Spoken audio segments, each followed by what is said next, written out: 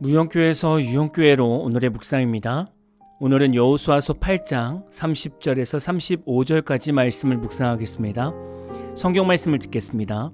그때 여호수아가 이스라엘의 하나님 여호와를 위하여 에발산에 한 제단을 쌓았으니 이는 여호와의 종 모세가 이스라엘 자손에게 명령한 것과 모세의 율법책에 기록된 대로 쇠 연장으로 다듬지 아니한 새 돌로 만든 제단이라. 무리가 여호와께 번제물과 화목제물을 그 위에 드렸으며 여호수아가 거기서 모세가 기록한 율법을 이스라엘 자손의 목전에서 그 돌에 기록하매 온 이스라엘과 그 장로들과 관리들과 재판장들과 본토인뿐 아니라 이방인까지 여호와의 언약궤를 맨 레위 사람 제사장들 앞에서 궤의 좌우에 서되 절반은 그리심산 앞에 절반은 에발산 앞에 섰으니 이는 전에 여호와의 종 모세가 이스라엘 백성에게 축복하라고 명령한 대로 함이라. 그 후에 여호수아가 율법책에 기록된 모든 것대로 축복과 저주하는 율법의 모든 말씀을 낭독하였으니 모세가 명령한 것은 여호수아가 이스라엘 온 회중과 여자들과 아이와 그들 중에 동행하는 거류민들 앞에서 낭독하지 아니한 말이 하나도 없었더라. 오늘 말씀을 보면 여호수아가 에발산에 한 제단을 쌓고 거기서 번제물과 화목제물을 드리게 됩니다. 그리고 거기서 율법을 낭독하게 되죠. 이때 이스라엘 백성들은 좌우로 서게 됩니다. 절반은 그리심산 앞에 서게 되었고 절반은 에발산 앞에 서게 되었습니다. 이스라엘 백성들이 율법을 들을 때 그리심산과 에발산 절반씩 나누어서 서는 이유가 분명히 있습니다. 바로 하나님의 말씀을 준행했을 때와 준행하지 않았을 때를 명확하게 보여주기 위함입니다. 하나님의 말씀을 준행하면 복을 받게 되는 거고요. 하나님의 말씀을 준행하지 않으면 저주를 받게 되는 겁니다. 이 두 가지 삶을 시각적으로 교육해 주는 것이 그리심산과 에발산입니다. 그리심산은 비옥하고 초목이 풍성한 편입니다. 그리고 그리심산은 축복의 산으로 여겨졌습니다. 반면에 에발산은 건조하고 바위가 많으며 기후는 비교적 거친 편입니다. 그리고 에발산은 저주의 산으로 여겨졌습니다. 이스라엘 백성의 귀에 하나님의 말씀이 들릴 때 이스라엘 백성들은 두 산을 보게 됩니다. 그리고 이스라엘 백성은 말씀을 준행할 때와 준행하지 않을 때의 삶을 풍성한 그리심산과 초라한 에발산을 보면서 명확하게 인지하게 됩니다.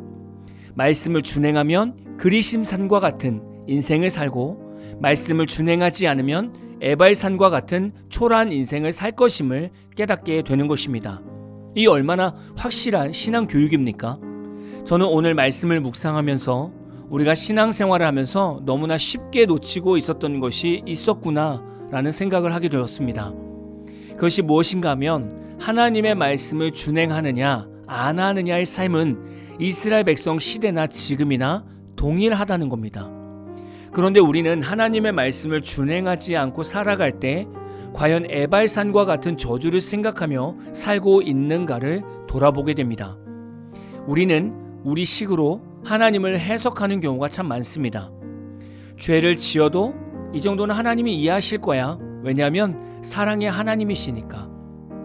주일에 예배 몇 번 빠져도 하나님은 다 이해하실 거야. 왜냐하면 우리 가정을 사랑하시니까.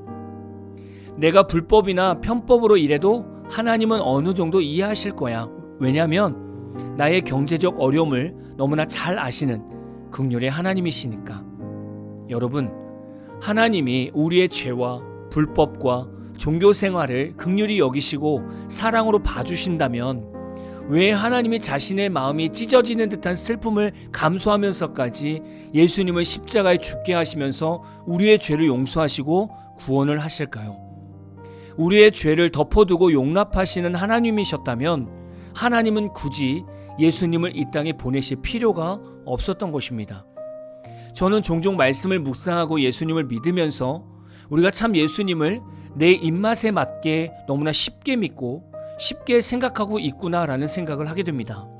여러분, 35절을 보면 모세가 명령한 것은 여호수아가 이스라엘 온 회중과 여자들과 아이와 그들 중에 동행하는 거류민들 앞에서 낭독하지 아니한 말이 하나도 없었더라 라고 말씀합니다. 하나님 말씀 앞에서는 열외가 없다는 겁니다. 누구든지 하나님 백성 안에 있으면 하나님의 모든 말씀을 듣고 그대로 준행해야 함을 말씀합니다. 그런데 저는 목회자로서 이 구절을 읽으면서 많은 것을 생각하게 되었습니다.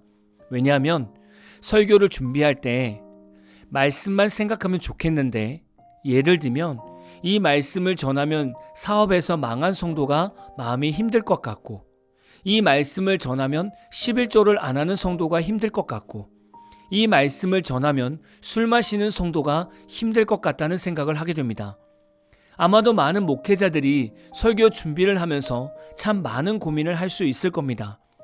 사실 하나님의 말씀은 그냥 전해야 합니다. 한 사람의 열외 없이 모든 어른, 여자들, 아이들, 그리고 심지어는 동행하고 있는 거류민들도 하나님의 말씀을 그대로 들어야 합니다.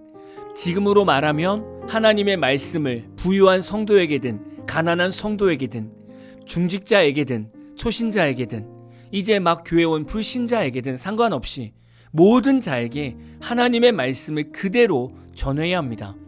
그리고 이 말씀을 준행하면 하나님의 복이 임하고, 이 말씀을 준행하지 않으면 하나님의 저주가 임할 것임도 전해야 합니다.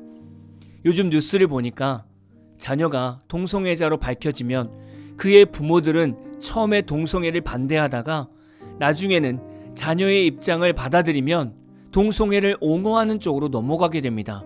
그것이 크리스찬이든 불신자든 다 동일했습니다. 우리는 하나님의 말씀보다 내 돈을 중요하게 여기는 시대를 살고 있고, 우리는 하나님의 말씀을 순종하는 것보다 말씀에 어긋나는 삶을 살아도 내 자녀 편에 서는 것을 중요하게 여기는 그런 시대를 살고 있습니다. 기독교인 부모들 중에는 세상 부모랑 똑같이 자녀들 혼수품으로 혼전 임신을 요구하는 성도들도 있습니다. 하나님 말씀 권위는 이미 기독교인들 발밑에 떨어진 지 오래인 것 같습니다. 이제 성도들은 회개 촉구 말씀이나 죄에 대한 설교를 싫어하고 위로와 축복과 격려의 말씀만 듣고 싶어 합니다. 저도 세상의 문화나 죄에 대한 설교를 종종 합니다. 젊은 성도들이 세상의 문화에 대한 설교를 들으면 그 설교를 100% 동의하지 않을 겁니다. 왜냐하면 자신들이 세상의 문화를 좋아하기 때문입니다. 아무리 세상의 문화에 죄악이 있고 영적인 악영향이 있다고 전해도 젊은 성도들은 쉽게 받아들이지 않습니다. 오늘 말씀에서 우리가 보는 것처럼 하나님의 말씀을 준행하면 복이요, 준행하지 않으면 저주라고 말씀하고 있습니다. 우리는 우리 삶에 어렵고 힘든 일, 문제와 걱정을 마주 대할 때 내가 하나님의 말씀을 잘 준행하고 있었는가를 돌아볼 수 있는 신앙을 갖추어야 합니다. 저는 오늘 말씀을 묵상하면서 다시금 결단하게 됩니다. 사람들이 듣기 좋아하는 설교가 아니라, 사람들이 불편해하는 설교를 피하는 목회자가 아니라, 하나님이 기뻐하시고 하나님의 말씀을 그대로 전하는 목회자가 되겠다고 다시금 결단하게 되었습니다. 저는 저와 여러분이 하나님의 어떠한 말씀을 들어도 다 소화하고 회복하는 건강한 그리스도인이 다 되시기를 소망합니다. 하나님 안에는 반드시 복의 삶이 있습니다. 이 삶은 그리스도인 모두에게 약속된 삶입니다. 저는 말씀을 날마다 묵상하며 말씀대로 살아가는 모든 성도들이 다 하나님의 복을 누리시기를 진심으로 축복합니다. 오늘 마무리 찬양은 예라모십의 축복이라는 찬양입니다. 찬양 후에는 잔잔한 연주곡이 있습니다. 말씀을 생각하면서 기도하는 시간을 가져보십시오.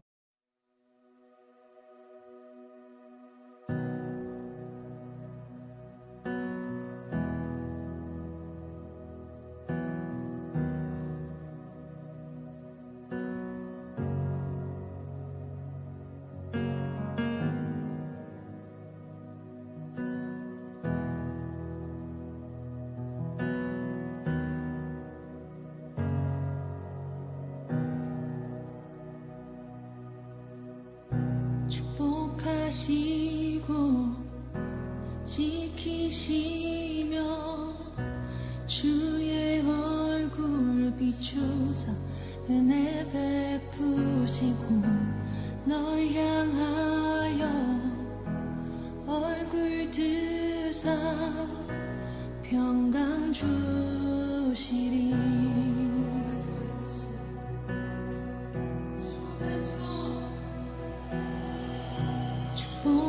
축복하시고 지키시며 주의 얼굴 비추사 은혜 베푸시고 널 향하여 얼굴 드사 평강 주시리.